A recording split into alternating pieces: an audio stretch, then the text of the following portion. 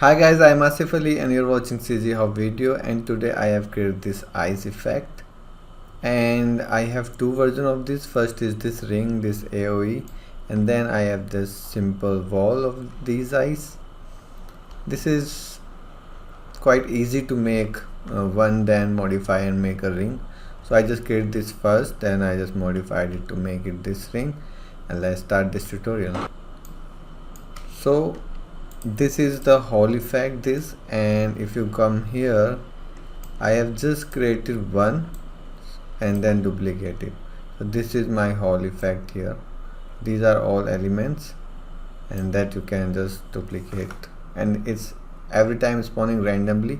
So when you duplicate, it will not look similar. All rock will look different with different settings. Okay, so I'll just move it here and let's